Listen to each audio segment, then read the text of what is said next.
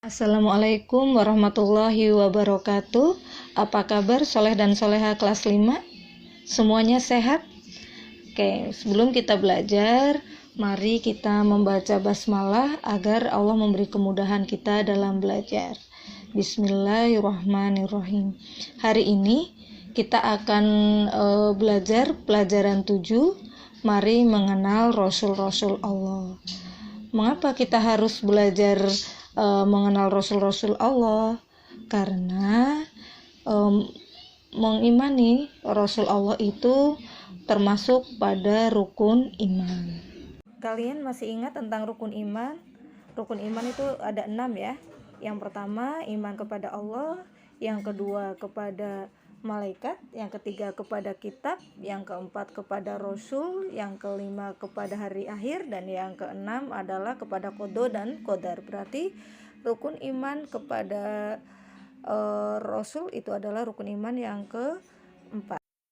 Allah berfirman pada surat Al-An'am ayat 48 yang berbunyi, "Wa ma nursil mursalina ila mubasyirina wa mungdirin.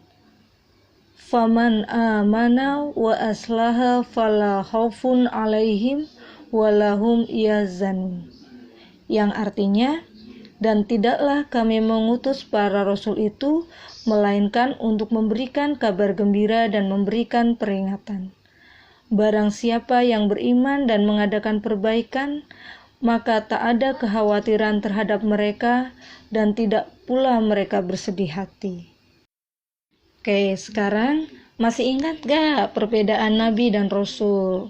Ya, kalau Nabi itu pengertiannya hamba Allah yang mendapatkan kepercayaan berupa wahyu dari Allah untuk dirinya sendiri.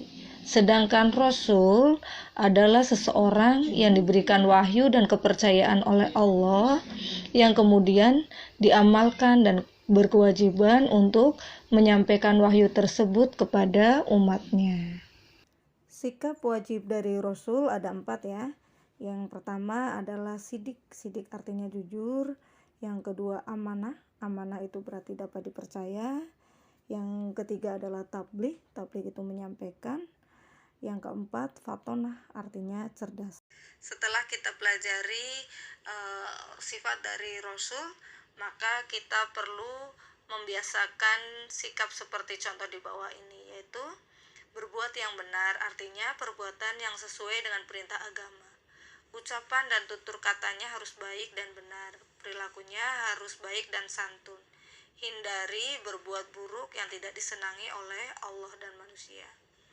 Yang kedua, kalau kita dipercaya atau dititipi seseorang, kerjakanlah dengan jujur dan ikhlas.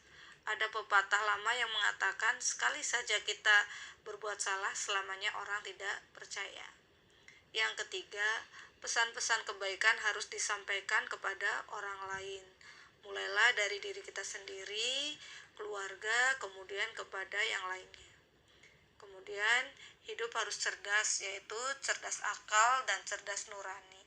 Maka orang Islam itu wajib untuk menuntut ilmu ya, belajar mencapai cita-cita setinggi-tingginya. Ulul Azmi.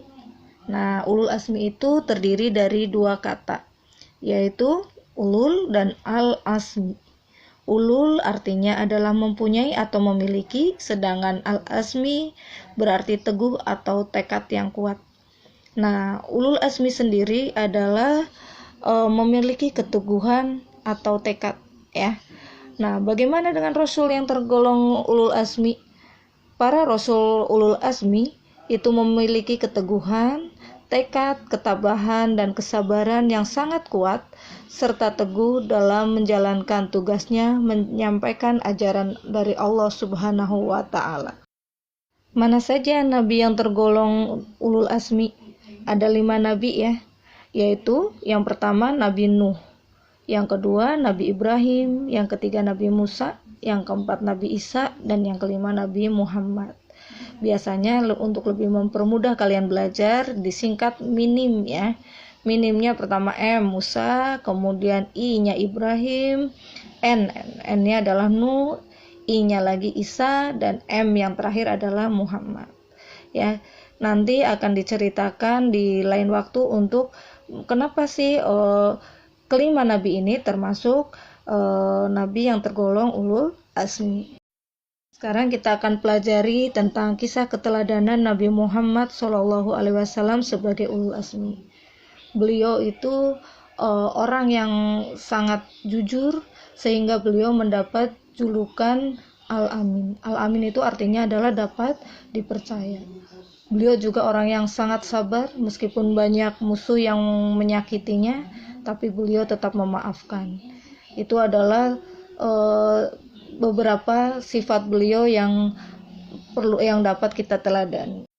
Setelah kita belajar tentang Rasul dan Rasul yang tergolong ulul azmi, kita dapat meneladani sikap-sikap baik beliau yang seperti yang firman Allah yang tertuang pada surat Al-Ahqaf ayat 35. Fasbir kama sabaru ulul azmi minar rusul. Yang artinya maka bersabarlah engkau Muhammad sebagaimana kesabaran rasul-rasul yang memiliki keteguhan hati. Sikap-sikap terpuji dari Rasul ulul azmi ada beberapa ya. Yang jelas adalah mahmudah, yaitu sifat-sifat terpuji. Yaitu contohnya al-amanah. Al-amanah itu artinya jujur. Al-afu artinya pemaaf. Al-khusyu tekun. Al-haya'u malu jika dirinya tercela. An-nazafah itu bersih. As-sahau itu pemurah, dan as-sabru itu yang sabar.